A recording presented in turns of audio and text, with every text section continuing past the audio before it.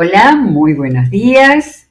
Qué lindo haber hecho esta conexión Oramos con vos y con toda esta real sensación de estar en una iglesia orando y ahora abriendo la palabra. Bueno, seguimos con el Evangelio de Lucas. Me he propuesto leerlo como si fuera la primera vez que abría sus páginas, porque como repito muchas veces, eh, no puedo asegurarlo de nadie, pero podemos tener la tentación de ya lo conozco, ya lo leí, ya lo sé, y perder lo que significa el impacto, en este caso en un evangelio, de ver a Jesús moviéndose en este mundo, haciendo todo lo que hizo, y nosotros acá, desde este tiempo en que vivimos, tenemos que recibirlo, revivirlo y darnos cuenta lo que significa cada hecho. Estamos en el capítulo 4 de Lucas. Estamos descubriendo o buscando especialmente lo nuevo que puede tener este hombre tan especial, el médico amado, el que tenía un perfecto conocimiento del griego y que recibió todo lo que había sido la vida de Jesús a través de lo que iba apareciendo. Casi seguro el Evangelio de Marcos primero. Y también no sabemos con cuál de los apóstoles había estado en contacto, posiblemente con Pedro, claro, cuando él estaba cerca de Pablo e iban a salir al segundo viaje misionero. Todo lo que él recibió, con su sabiduría, con la convicción de ese tiempo que la iglesia ya se estaba expandiendo, él está contando sencillamente, pero con esas pinceladas que me encanta irlas descubriendo. Bueno, habíamos empezado un poquitito a leer las tentaciones de Jesús, pero vamos a leerla completa. Siento como gratitud de que el Señor haya dejado que podamos haber, en este caso leído, escuchado, de alguna manera visto lo que fue el encuentro de Jesús con el diablo. Es decir, el momento tan impresionante al comienzo de su ministerio, porque los tres citas que tenemos en Mateo, en Marcos y en Lucas, lo ponen al comienzo de su ministerio y vamos a ver el toque que le da Lucas en el relato. Jesús, lleno del Espíritu Santo, volvió del Jordán y fue llevado por el Espíritu al desierto. De manera que ahí ya lo ubica al comienzo, el Jordán había sido el bautismo. Allí estuvo, lleno del Espíritu Santo y llevado por el Espíritu al desierto. Estamos mirando la manera en que Lucas permanentemente está mostrando la presencia del Espíritu Santo en lo que Jesús estaba haciendo. Estuvo 40 días y fue tentado por el diablo. No comió nada durante esos días, pasados los cuales tuvo hambre. Yo estuve pensando, ¿quién se lo contó? ¿Quién se lo contó? Si es que alguien se lo contó de los que escucharon que Jesús les relató esto. Ninguno de ellos lo vio, ninguno había estado en ese momento realmente de preparación. Cuando decidió el Señor hacer ayuno, estuvo en oración y en contacto con el Padre, preparándose para lo que venía. Si eres el Hijo de Dios, le propuso el diablo, dile a esta piedra que se convierta en pan. La duda, si eres Hijo de Dios. Jesús le respondió, escrito está, no solo de pan vive el hombre. Quizás ya sabemos que Jesús le tiró al diablo con el Deuteronomio, pero a mí me gusta siempre que hay referencias ir a constatarlas. Cuando el Señor a Moisés le dice que le cuente al pueblo, recuerda que durante 40 años el Señor te llevó por el desierto, te hizo pasar hambre y luego te alimentó con maná, comida que ni tú ni tus antepasados habían conocido, con lo que te enseñó que no solo de pan vive el hombre. Deuteronomio 8:3. Y dejo marcado Deuteronomio porque ya no viene pronto, de manera que le tiró al diablo con el recuerdo del maná. Entonces el diablo,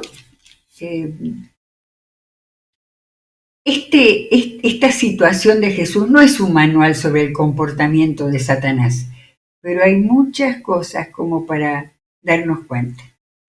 No para, sigue, insiste. El diablo lo llevó a un lugar alto y le mostró en un instante todos los reinos del mundo.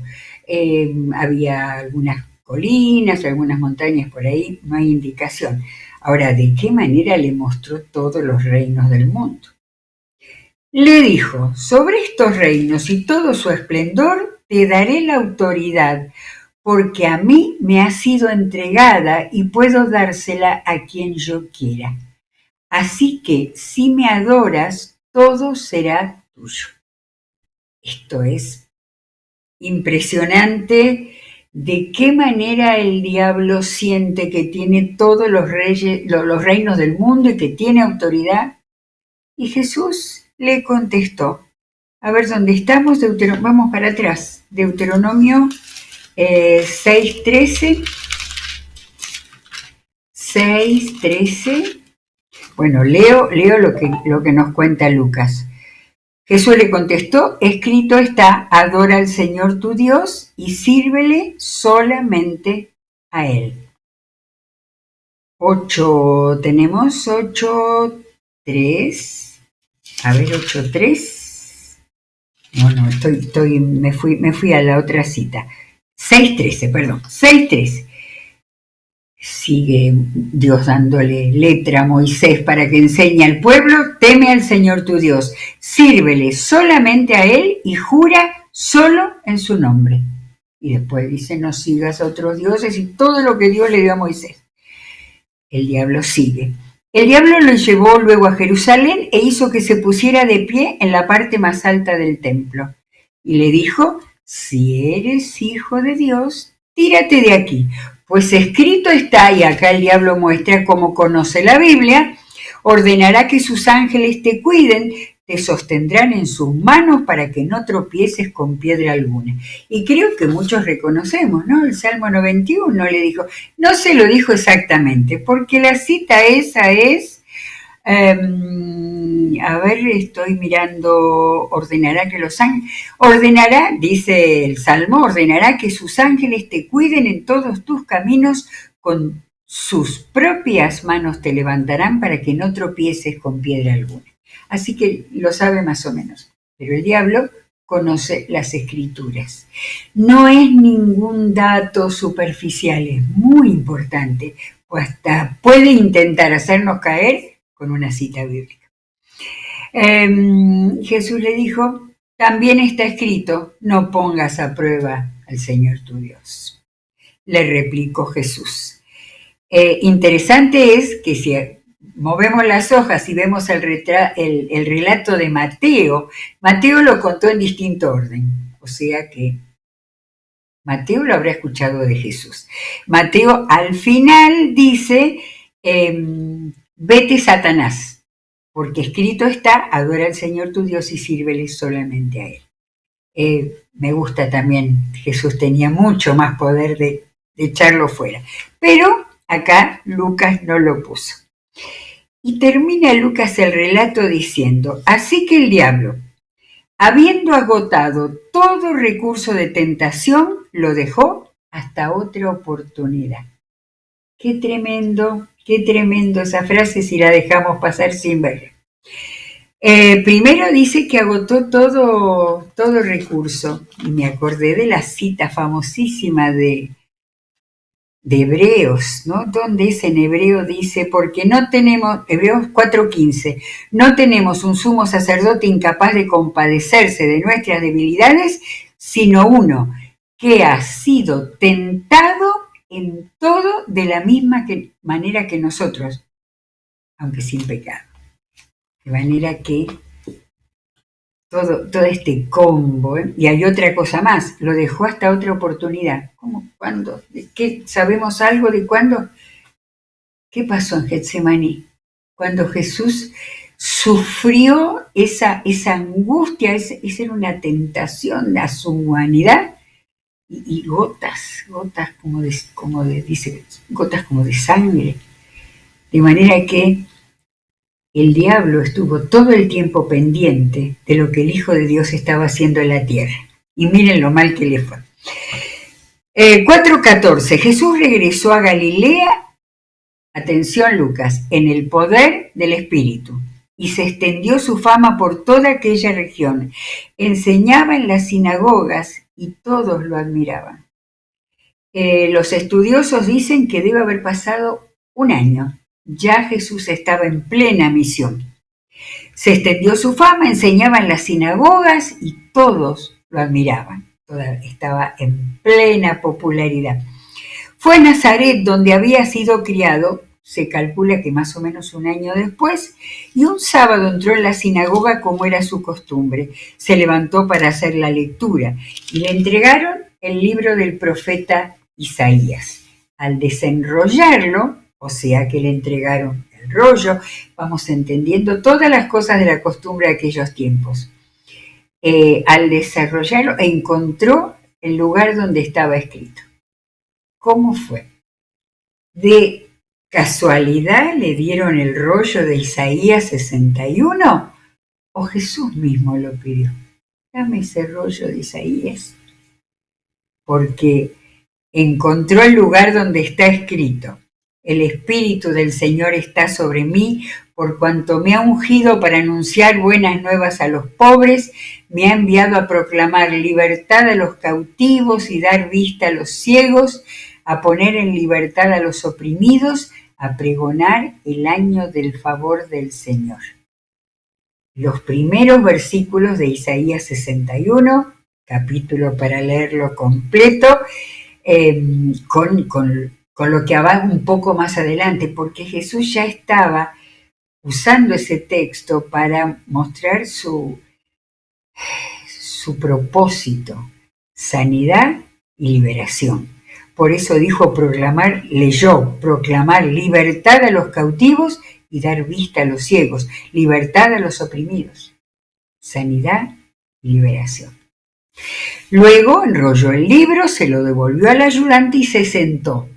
Otro dato que nos da Lucas: se leía la palabra de parado, pero se enseñaba sentado. Jesús se sentó, todos los que estaban en la sinagoga lo miraban detenidamente y él comenzó a hablarles. Hoy se ha cumplido esta escritura en presencia de ustedes. Todos dieron su aprobación, impresionados por las hermosas palabras que salían de su boca. Y ahí salió la humanidad. ¿No es este el hijo de José?, se preguntaban. ¿Qué pasa? Querían bajarlo. ¿Qué pasaba en Nazaret? Y Jesús sabía lo que pasaba en Nazaret y continuó hablando. Seguramente ustedes me van a citar el proverbio: médico, cúrate a ti mismo. Haz aquí en tu tierra lo que hemos oído que hiciste en Capernaum. Por eso todavía Lucas no lo había contado, pero ya se sabía, había pasado más de un año, ya se sabía todas las cosas que había hecho allí, cerca del mar de Galilea. Pues bien, les aseguro que a ningún profeta lo aceptan en su propia tierra. No cabe duda de que en tiempos de Elías, cuando el cielo se cerró por 3 años y medio, de manera que hubo una gran hambre en toda la tierra, muchas viudas vivían en Israel. Sin embargo, Elías no fue enviado a ninguna de ellas, sino a una viuda de Sarepta, en los alrededores de Sidón. Lucas explica todo. La tierra de los fenicios, hasta allá. Tiro, Sarepta y Sidón. Asimismo, había en Israel muchos enfermos de lepra en tiempos del profeta Eliseo, pero ninguno de ellos fue sanado, sino Naamán el sirio. ¿Por qué Jesús profetizó la oposición horrible que iba a tener en Nazaret? Al oír esto, todos los que estaban en la sinagoga se enfurecieron. No solo se enfurecieron y le discutieron, no. Se levantaron, lo expulsaron del pueblo y lo llevaron hasta la cumbre de la colina sobre la que estaba construido el pueblo, para tirarlo por el precipicio. Pero él pasó por en medio de ellos y se fue. Esto muestra más las intenciones que los hechos, que la capacidad de tocar a Jesús. Sin embargo, me pregunto, y quizás nos preguntamos, ¿por qué les anticipó lo que realmente iba a pasar? Creo que no hay otra respuesta, que él sabía. Porque ya habían empezado, ese no es este el hijo de José, ya lo estaban queriendo bajar a uno de ellos. Ya se estaban perdiendo de haber comprendido que lo que Isaías 61, 1 y 2 decía era anunciarlo a él. Versículo 31. Jesús pasó a Capernaum, volvió al lugar donde ya lo habían escuchado y donde estaba haciendo milagros. Un pueblo de Galilea, siempre Lucas enseñando, y el día sábado enseñaba a la gente. Estaban asombrados de su enseñanza porque les hablaba con autoridad. Había en la sinagoga un hombre que estaba poseído por un espíritu maligno, quien gritó con todas sus fuerzas: «¡Ah, ¿por qué te entrometes, Jesús de Nazaret? ¿Has venido a destruirnos? Yo sé quién eres tú, el Santo de Dios». Yo dije que no se iba a encontrar todavía con Satanás, acá estaba. «Cállate», le reprendió Jesús, «sal de ese hombre». A Jesús no le importaba lo que Satanás le decía, no le importaba el hecho que estaba a los gritos ese hombre diciendo quién era él. A Jesús le importó el hombre. «Sal de ese hombre». Entonces el demonio derribó al hombre en medio de la gente y salió de él sin hacerle daño. Todos se asustaron y se decían unos a otros: «¿Qué clase de palabra es esta? Con autoridad y poder les da órdenes a los espíritus malignos y salen». Y se extendió su fama por todo aquel lugar. Yo no sé si fue inmediata el encuentro de Jesús a ser tentado con esta situación en Capernaum, pero aquí muestra, ¿no? Aquí muestra. En su pueblo ya había ese rechazo implícito que estaba y que Jesús sacó a la luz cuando les contó lo de los milagros a los extranjeros. Y después, llegando a Capernaum, el lugar donde extendió más en aquella Galilea su ministerio, ahí un milagro portentoso, porque más que todos los otros que hizo, el hecho de liberar a un endemoniado era extraordinario. Cuando Jesús salió de la sinagoga, y no dice si fue inmediatamente en ese momento, porque acá hay una compilación de hechos de Jesús, cuando salió de la sinagoga se fue a casa de Simón, cuya suegra estaba enferma con una fiebre muy alta. Le pidieron a Jesús que la ayudara, así que se inclinó sobre ella y reprendió a la fiebre, la cual se le quitó. Ella se levantó enseguida y se puso a servirles. Relatito de 2 versículos donde todo completo, porque no es que se sintió mejor, se sintió bien, sin fiebre, para levantarse y servir. Al ponerse el sol, vamos por Lucas 4:40, la gente le llevó a Jesús todos los que padecían de diversas enfermedades. Él puso las manos sobre cada uno de ellos y los sanó. No pasemos ninguna palabra por alta. La gente le llevó todos, multitud, cantidades, los que padecían de diversas enfermedades. Él puso las manos sobre cada uno y los sanó. Además, de muchas personas salían demonios que gritaban, tú eres el Hijo de Dios, pero él los reprendía y no los dejaba hablar porque sabían que él era el Cristo. Estamos en el capítulo 4 de este largo evangelio y ya la gente que estaba abierta para creer, creía rápidamente. Cuando amaneció, Jesús salió y se fue a un lugar solitario, como acostumbraba. La gente andaba buscándolo y cuando llegaron donde él estaba, procuraron detenerlo para que no se fuera. Pero él les dijo, es preciso que anuncie también a los demás pueblos las buenas nuevas del reino de Dios, pues para esto fui enviado. Y siguió predicando en las sinagogas de los judíos. Tenemos en la misma página lo que pasó en Nazaret. ¿Cómo pudo ser? ¿Cómo puede ser hoy que haya gente tan cerrada que no quiere ver nada en Jesús y otros que abiertamente se lanzan sobre él porque habían creído que tenía poder y ya entendían que él era el enviado de Dios? Lucas 4:44 y empieza el capítulo 5. Otro capítulo impresionante.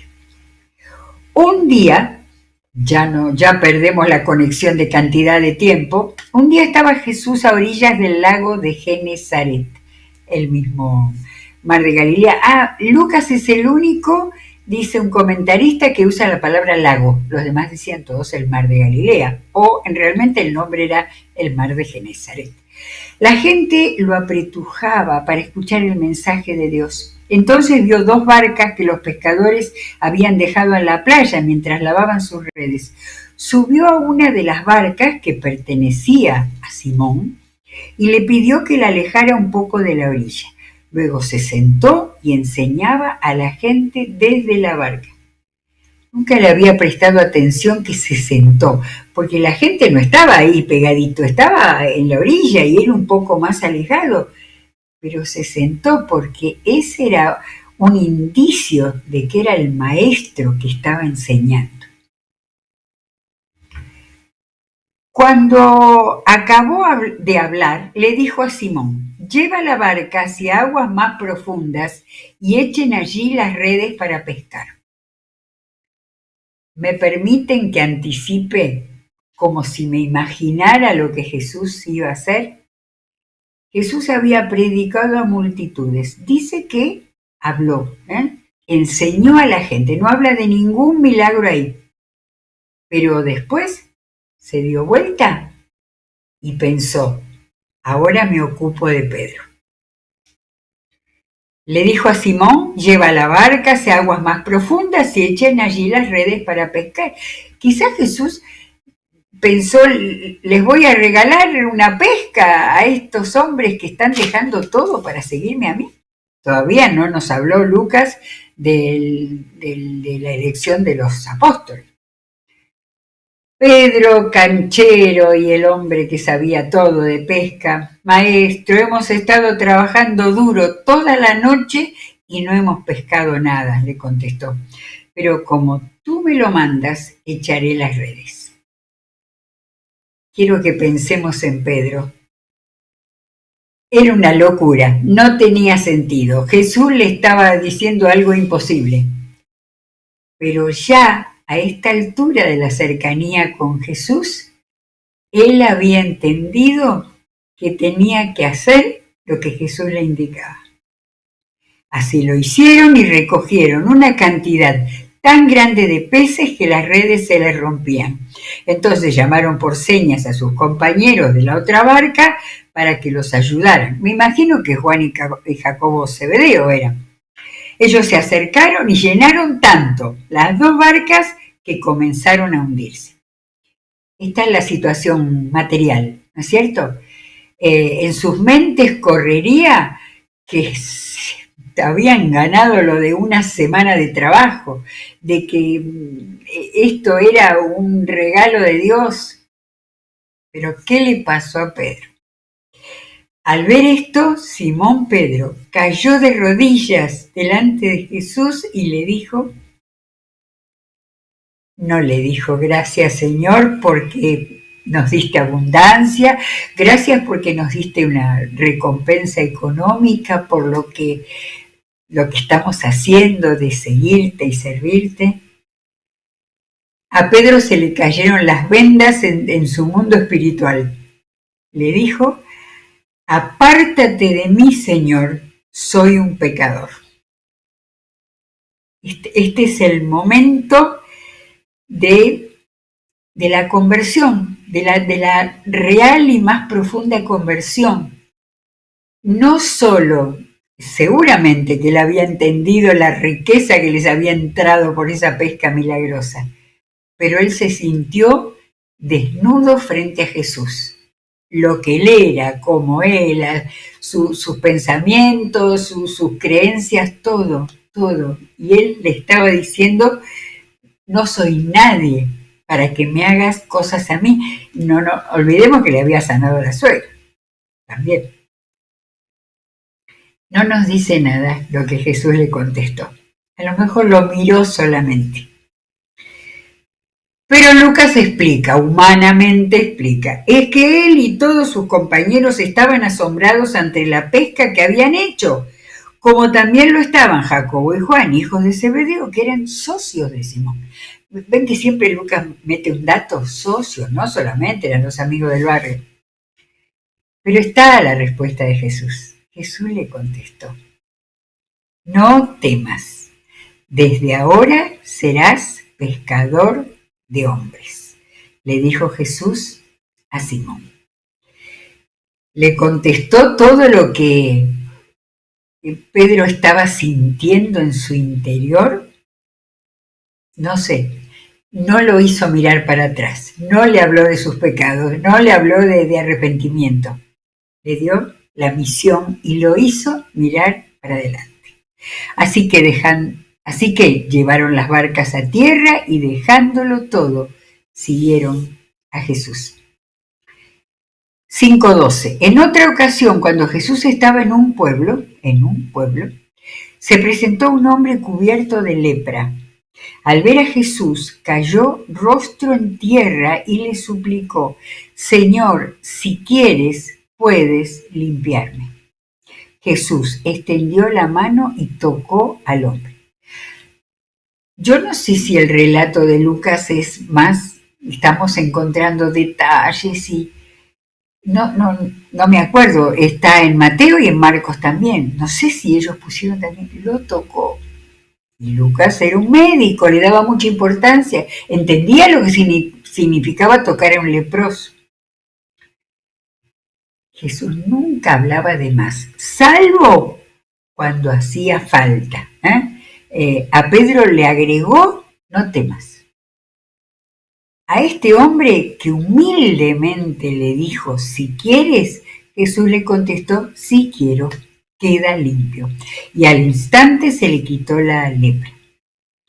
No se lo digas a nadie, le ordenó Jesús, solo ve, preséntate al sacerdote y lleva por tu purificación lo que ordenó Moisés para que sirva de testimonio. Capítulo 14 de Levítico, lo busqué para leerlo, pero hay que leer todo el capítulo, donde dice todas las indicaciones que Dios le dio a Moisés para la purificación y para lo que había que hacer después de un milagro tal, o en el Antiguo Testamento de haberse sanado la enfermedad, mandado al sacerdote a cumplir. Cuando Jesús después decía que él no había venido a abrogar la ley, él en todos los casos enseñó a cumplir, porque para ellos era importante y porque era un testimonio. Sin embargo, la fama de Jesús, a pesar de eso, ¿no? La fama de Jesús se extendía cada vez más, de modo que acudían a él multitudes para oírlo y para que los sanara de sus enfermedades. Él, por su parte, solía retirarse a lugares solitarios para orar. Y varias veces en el Evangelio se marca ese tiempo solitario que Jesús dejaba libre, a veces decía que de noche o de madrugada, para hablar con el Padre. Bueno, leamos rapidito el que sigue porque viene otra sanidad impresionante. Un día mientras enseñaba estaban sentados allí algunos fariseos y maestros de la ley que habían venido de todas las aldeas de Galilea y Judea y también de Jerusalén. Ah, claro, fariseos y maestros. Desde Jerusalén los habían mandado. Y el poder del Señor estaba con él para sanar a los enfermos. Entonces llegaron unos hombres que llevaban en una camilla a un paralítico. Procuraron entrar para ponerlo delante de Jesús, pero no pudieron a causa de la multitud. Así que subieron a la azotea y separando las rejas lo bajaron en la camilla hasta ponerlo en medio de la gente frente a Jesús. Al ver la fe de ellos, Jesús dijo: amigo, tus pecados quedan perdonados. Jesús sabía que estaban ahí los fariseos y qué más, y maestros de la ley, los rabinos estaban ahí. Los fariseos y los maestros de la ley comenzaron a pensar: ¿quién es este que dice blasfemias? ¿Quién puede perdonar pecados sino solo Dios? Allí estaba una doble enseñanza de Jesús. Estaba procurando ver la hilacha de esos que habían venido nada más que a cuestionarlo. Y también a saber, a toda esa gente, a que supieran que no era solo cuestión de sanidad. Él podía darles perdón de pecados y vida nueva. Pero Jesús supo lo que estaban pensando y les dijo: ¿por qué razonan así? ¿Qué es más fácil decir, tus pecados quedan perdonados, o levántate y anda? Pues para que sepan que el Hijo del Hombre tiene autoridad en la tierra para perdonar pecados, se dirigió entonces al paralítico: a ti te digo, levántate, toma tu camilla y vete a tu casa. Bueno, impresionante, creo, el silencio. Los fariseos y maestros de la ley no tuvieron nada que decir. Al instante se levantó a la vista de todos, tomó la camilla en que había estado acostado y se fue a su casa alabando a Dios. Todos quedaron asombrados y ellos también alababan a Dios. Estaban llenos de temor y decían: hoy hemos visto maravillas. Llegamos a Lucas 5:26. De todo, un poco de todo.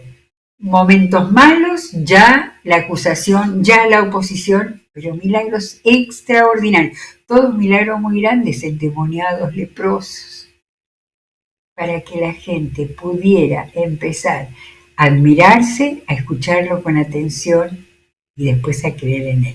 Todo lo que tiene que pasar hoy en día con cualquiera que se acerca a la palabra, que se acerca a Jesús, que conoce a Jesús.